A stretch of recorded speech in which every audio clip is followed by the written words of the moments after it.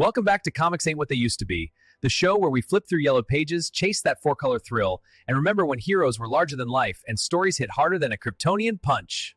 I'm Dice Fumbler, lifelong fanboy, flipping through the past so we can laugh, reminisce, and maybe argue a little about the present. If you love the originals, hit like, subscribe, and let's geek out together. Here we go. On today's show, we are going to be discussing the iconic Fantastic Four #1 cover dated November of 1961. This issue was written by the great Stan Lee and drawn by the legendary Jack Kirby. It was published by Marvel Comics and is their first official Silver Age era issue and the beginning of the Marvel 616 universe. But before we begin, I'd like to introduce you to today's co-host, Nadia. Hey there, comic fiends. Nadia here, your slightly unhinged co-pilot on this nostalgia rocket ride. Dice just dropped the mic on the literal Big Bang of the Marvel Universe, so let me pick it up before it rolls under the couch. Stan and Jack basically looked at the entire superhero genre and said, nah, we're doing it different. No origin splash page, no secret identity reveal, no with great power comes great responsibility sermon. Just four normalish people who get cosmic rays to the face, freak out, fight each other, then decide to become a family of superpowered weirdos who pay rent in New York. That's it. That's the pitch. And somehow it worked so well, it changed everything. I still get chills every time I see that cover. The four of them bursting out of the panel like they couldn't wait to escape the page. Kirby's energy is insane. You can practically hear the Thing going, it's clobbering time, before he even opens his mouth. So Dice, question for you right out the gate. When you look at FF #1 today, do you see the birth of the Marvel Age, or do you see the moment comics stop being afraid to let their characters be messy, flawed, and genuinely pissed off at each other? Because to me, that's the real secret origin. Not the cosmic rays, the fighting, the yelling, I hate you but I die for you family dynamic. Take it away, Fumbler. What hits you hardest when you open that yellowed first issue? Great question, Nadia, but I'm going to take the easy route here and say that because of what Lee and Kirby decided to do with their characters, giving them depth, personalities, and flaws, that's what started the Marvel Age of comics. If they hadn't aimed for a more sophisticated audience, they would have just been white noise on the spinner racks. But making books with depth filled a large hole in the Silver Age. We can analyze the impact this book had on the Silver Age and the comic book industry, but I wonder just how those young readers felt when they first opened the book in 1961. If anyone had this experience, please comment in our letters page below. So let's open the book and see what's inside, Nadia. On the splash page, we're hit with a large panel with the words Fantastic Four in skywriting, a curious crowd panicking below, and a shadowy figure in a tall building's window with a signal gun, having shot his shot. Does this splash page catch you? Oh, Dice, that splash page hits like a cosmic ray straight to the chest. First thing I notice is the scale. Kirby doesn't waste a millimeter. The skywriting logo is massive, almost swallowing the panel, while down below the crowd is tiny, chaotic, heads thrown back in pure terror. It's not, look at these cool heroes. It's something impossible just happened and the world is losing its mind. That sense of scale alone tells you this isn't another Superman clone saving the day with a smile. Something's broken the rules. And then, bam, the mystery figure in the window. No face, no costume reveal, just a silhouette and that signal flare. Who is this guy? Why is he summoning them? So yeah, the splash catches me every single time. It's not just a pretty picture, it's a dare. What about you, Dice? When you flip to that page, does it still give you that same electric, something's about to go wrong in the best way feeling? Or has time softened it for you? Nadia, I believe time has jaded me to comic book twists and turns at this point, unfortunately. It'd take a lot to hook me in at this point. The splash page doesn't grab me at all, honestly. The Fantastic Four signal cloud took up the majority of the page, and I wasn't impressed by it. Really, it seems lazy to me for it to take up so much of the splash page real estate. Oh, Dice, I feel you on that splash page fatigue. Time really does sand down the edges, doesn't it? When you've read thousands of comics, a big logo cloud and some panic stick figures below it can feel like, yeah, okay, we get it, something big is happening. It's not lazy exactly. Kirby was still inventing the visual language for Cosmic Event, but it's definitely not the gut punch it was for a 10-year-old in 1961 flipping through the spinner rack. So let's move on. We are then introduced to a young blonde woman named Susan Storm, Hello, I'm Susan. who can turn herself invisible. We find out she calls herself the Invisible Girl and immediately scares the normies with her ghostly antics. I love how immediately domestic and weird this introduction is. She's not posing heroically on a rooftop. She's in a normal apartment wearing a cute little dress, casually turning invisible to spook her friend. For me, that's where the hook lives.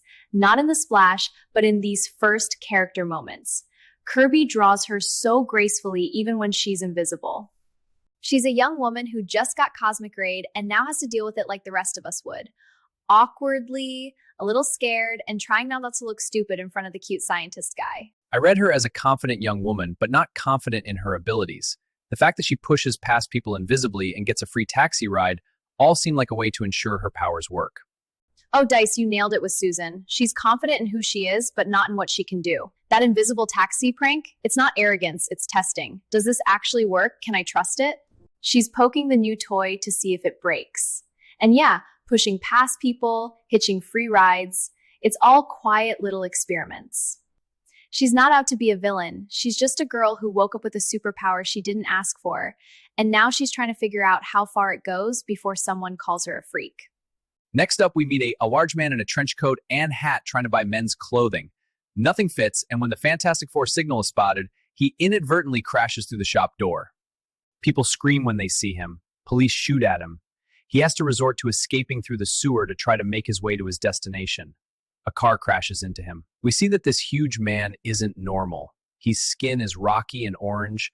We aren't given a name for him at this point, but he appears to be a bitter individual. He's not even trying to hurt anyone, he's just trying to get to his friends. But to everyone else, he's a monster. The sewer escape, the car crashing into him like he's a brick wall, it's heartbreaking. He's not angry at the world yet, he's embarrassed, ashamed. He wants to hide. The trench coat, the hat, the hunched shoulders, it's all one big don't look at me costume. And then the world forces him to be seen anyway. I think this is where Kirby and Lee really separate themselves from the DC crowd.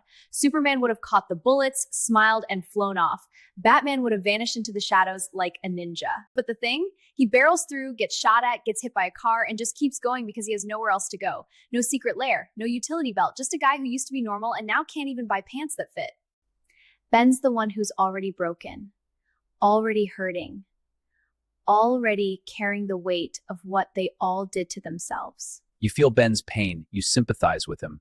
Poor Ben, he is by far my favorite member of the family. We quickly jump to the introduction of the youngest member of the four, Johnny Storm, Susan's little brother. He's with a friend working on a car when he sees the FF signal in the sky, immediately activates his flaming powers, and flies into the sky only to get attacked by the Air Force. He's rescued by our mysterious man from the splash page who can stretch his body, Reed Richards. The group is now assembled. Johnny Storm, the kid brother, hot-headed, cocky, 16 years old, and already treating superpowers like a new toy. The signal lights up the sky, and he doesn't hesitate. He ignites, flames on, and rockets straight up like it's the most natural thing in the world. But the Air Force doesn't care that he's a teenager playing hero. They open fire. Jets screaming in, missiles locked. Johnny's dodging, then you see the panic set in. He's fast, but he's not invincible.